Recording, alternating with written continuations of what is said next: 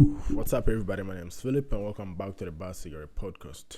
It's been a while since I've been here, but hey, I'm back. And what's up? How you doing? Welcome back to the Bar Cigarette Podcast.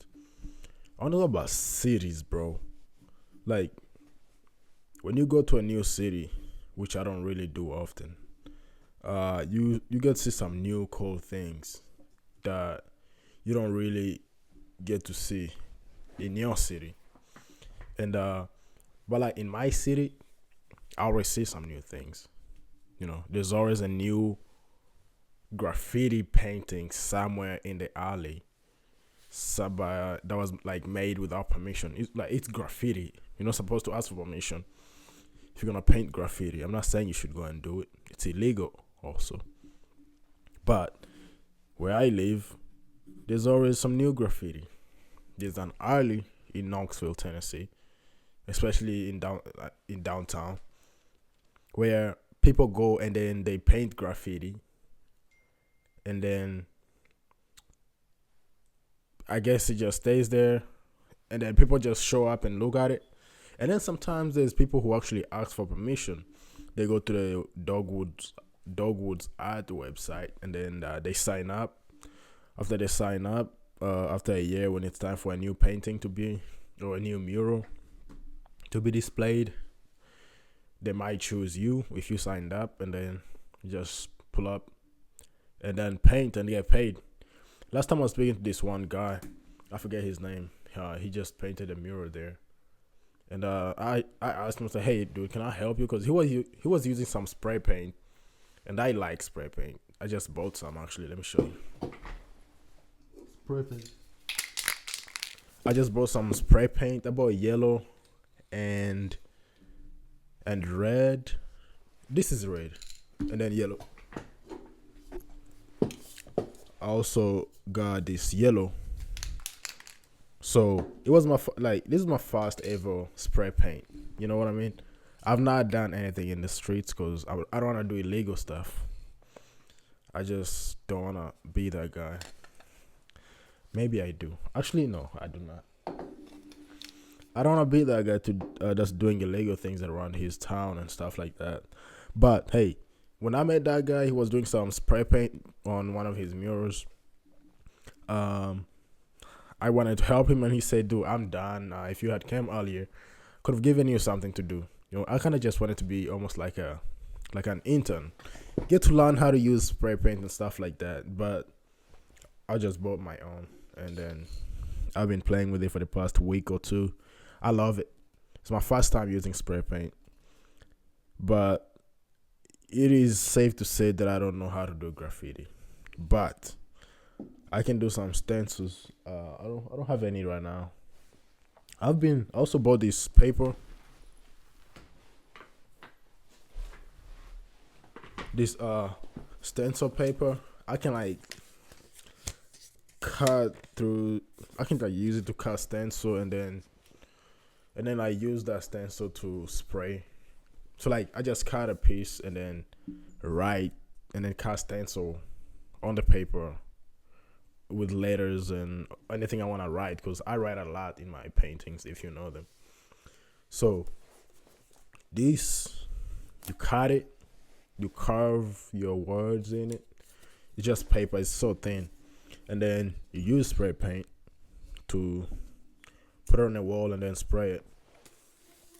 And then also one thing I found out too is that you can spray paint on anything. Like you spray with one color and then spray on top with another color, and then just grab a pencil or some kind of paintbrush or anything, and then just write on top of the wet paint as if it's some kind of pen or pencil. And then literally the words come out much more cleaner than if you had to dip your paint and your brush inside of paint and try to write with it. That's what I've been doing for so long, but ever since I got these spray paints, I've been doing that instead of writing with actual paint. I just spray and then spray another color on top, and then just write like it almost like it's a sketchbook. Not a sketchbook, but it's much better to write with two types of spray paint than it is to just write with one paint and then and a paintbrush. Anyways, yeah. So that's what I've kind of been doing art wise, experimenting with a few things, and learning and learning beyond art. One thing I've learned too is that the world is a stupid place, you know, and it's not that stupid, but it doesn't work for everybody in the same way. I feel like you gotta make it work for you, and there's some people that have already figured out how to work in the world or how to do things in the world, and sometimes you have to just be close to those people to also learn how to navigate through the world and stuff like that. So I'm just talking about connections. But anyways, yeah, there's like a lot to learn out there, and that's just the world. So what do I even want to talk about? AI, dude. I just watched a podcast between Theo Von and Alexander, one of the best AI people, I guess, in the world, and he's very young. He's a very young guy, and I was always kind of one of those people who were like, "Oh my God, AI is actually gonna take over people's jobs and stuff like that." I'm not saying it's not, but it seemed like for him, he thinks that it shouldn't take over way too much, and if it does, you're still gonna have people that are over it, looking over it to make sure that it's not doing anything that it's not supposed to do. And like what I gathered from that conversation that they both had is I feel like AI is expected to create jobs for people, but for regular people, if you're not like very big in school, or if you don't have like a if you're not like really really really smart, AI is not like creating jobs within the AI industry for you. Like there's like a bunch of construction people that build that need those AI centers or data storage centers, stuff like that. And yeah, that's a part of the AI. That's like jobs that AI is creating.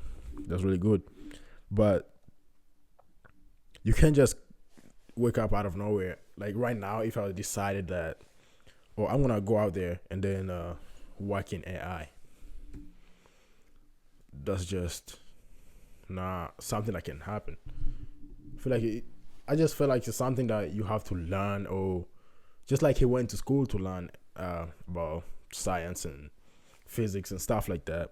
I feel like you also have to have like some kind of qualifications, heavy qualifications, to also work in AI. But still, I think that AI is like building jobs for people in indirect ways.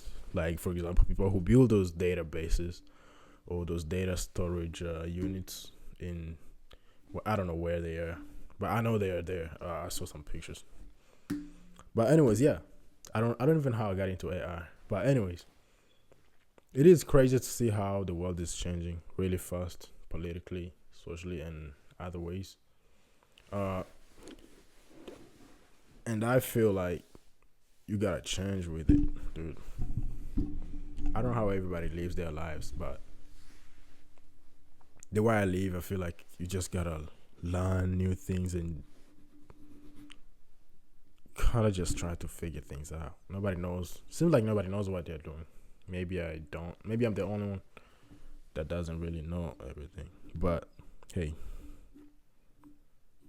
stay chill. Let's talk about ice cream. Because why not? Dude, if you're one of those people who eats that kind of ice cream that's almost like watery, like the ice cream where you don't need a scoop, you just lick it, you're nasty. I think the best ice cream is an ice cream where you can grab it in a cone and then have to, like, that's kind of like hard.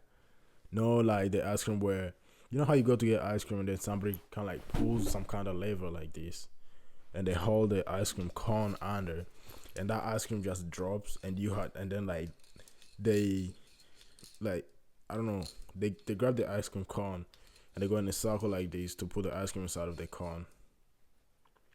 If you're one of those people that eat that kind of ice cream, that's nasty ice cream, I think. Get some thick ice cream. Get some ice cream that's not watery. Get some ice cream that does have water in it.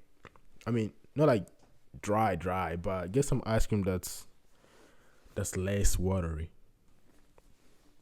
I go to Kilwins. That's my favorite ice cream place. But some people go to Cruise Farm. I respect that, but personally, Cruise Farm's ice cream has more milk in it. It tastes very more like a lot more like milk than actual ice cream. You know what I mean? For me, I like the ice cream that doesn't feel like every ice cream has milk in it. But if you get that milk from any milk that's like so much watery, it always tastes like it has more milk in it than anything.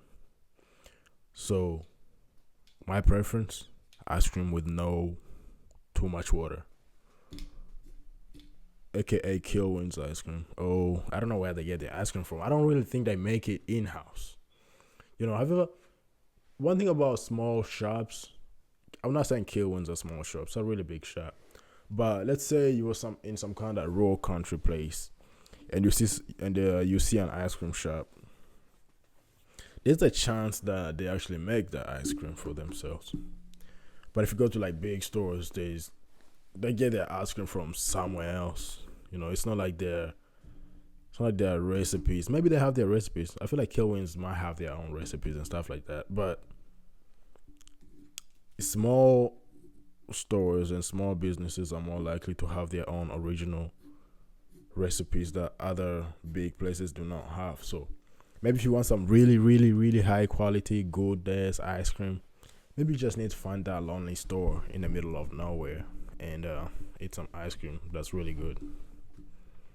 You know, talking about rural places, when I was doing pest control, one of my favorite things was going to places where I didn't even know existed.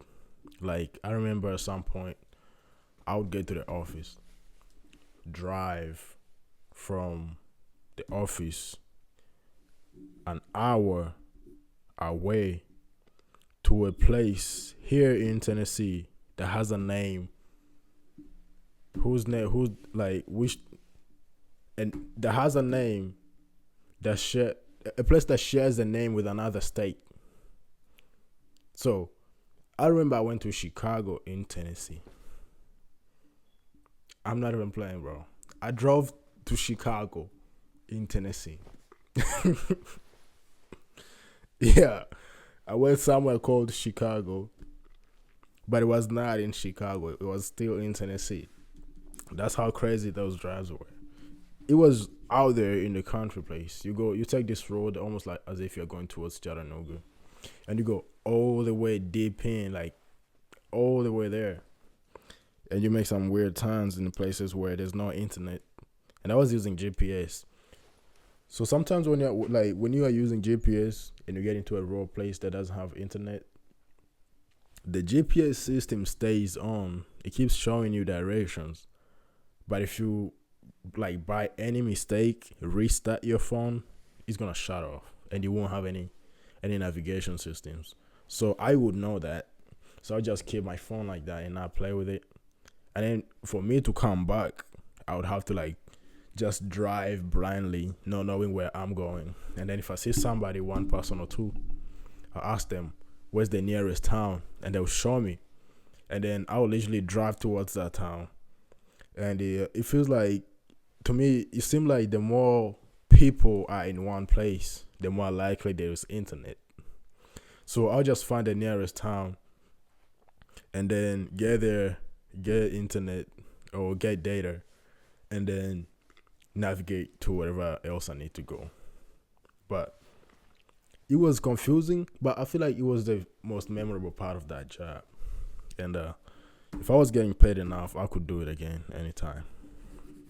But I had to leave because I had to go to trade school and stuff like that. But anyways, also something else that I've been doing is that I've been actually watching the Peaky fucking Blinders. I've watched that show twice now. I'm not the kind of person that watches the same thing more than once, but this show, it's something different. I watched it like 2 years ago, kind of like left it alone. Never really watched it. Didn't even know other people watched it, so I never really spoke about it with anybody. So this year, I've decided to actually go back and watch it again. I've been watching it. I'm on the 6th season, which is the last season, and I think I'm still on like the early episodes, but this show is the best show I personally have ever watched. But I should let you know though, it might be the only show that I've ever watched other than the Boondocks, and that was because somebody told me that I had to watch the Boondocks. But I don't know. I've never watched so many shows, but I think this show is probably one of the best that I will ever watch if I keep watching shows and stuff like that. The show is about a man that comes back from a war, and then gets home during I think the Second World War. I'm not quite sure. Gets home, him and his family, they make a gang, and it becomes the best gang almost in town or in the, like, they get so big. He literally on the very last season, he started hanging out with the president's son. The president, like, they start making deal with the president, and they're like big high government people. So I feel like if you have some time, go watch it. It's on Netflix. To just the Peaky Blinders. And also, I've been drinking a lot of passion fruit juice. Yeah, I don't know what other people drink, but I like drinking juice only. But anyways, my name is Philip, and I just wanted to hang out for a little bit.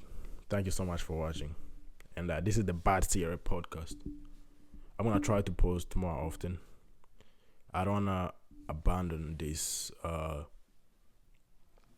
podcast idea because I feel like I like it, but it's really hard and to get audience. I feel like, and that kind of makes me, makes my motto or my energy or my passion for it my passion is still there, but it just makes me less energetic when the audience is small. So my name is Philip. This is the Bad Sierra podcast. Subscribe so you don't miss on the next episode, and that will encourage me to post more. And again, my name is Philip, and thank you so much for this opportunity that I spent with you. And comment, subscribe, and see you later. Hallelujah, pray for my mother and my brother, since I belong now.